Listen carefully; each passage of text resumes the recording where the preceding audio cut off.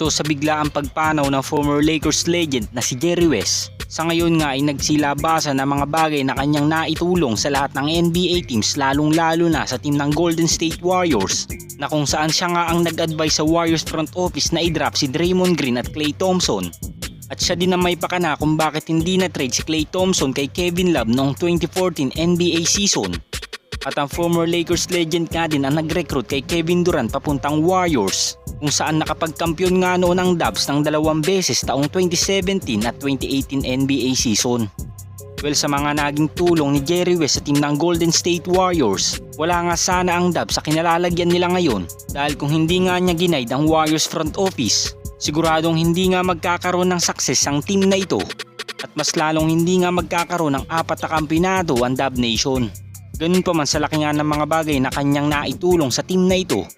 nakita naman natin itong kasalukuyan kung gaano naging dominante ang Big 3 ng Warriors sa buong NBA, at sa tiwala nga din na kanyang ibinigay sa 2-time MVP na si Stephen Curry. Noon nga'y halos walang naniniwala sa kakayahan ni Steph, dahil sa height nga lang niyang 6'2" at payat na pangangatawan, hindi mo nga akalain ngayon na siya ang bumago sa NBA.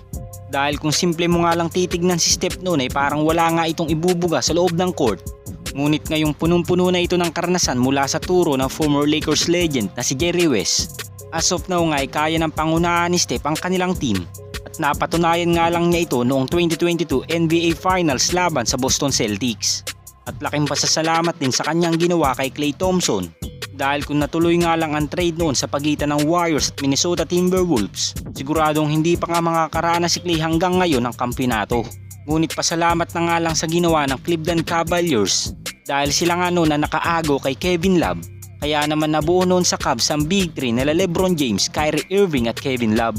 At sa naging lagay din noon ni Kevin Durant sa team ng OKC Thunder,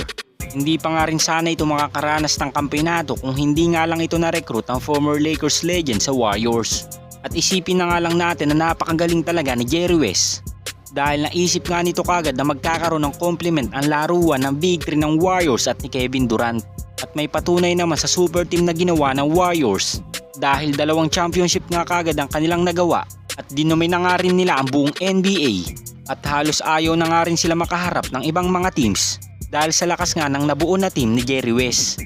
So ito nga mga idol yung mga bagay na nagawa ni Jerry West sa team ng Golden State Warriors. At kung hindi lang talaga siya tumulong sa Warriors front office, wala nga tayong makikilala ngayon na Klay Thompson at Draymond Green sa Warriors. At hindi rin siguro magiging popular si Steph sa lahat ng mga fans kung hindi nga binigyan ng former Lakers legend ng katulong ang 2-time MVP na si Stephen Curry.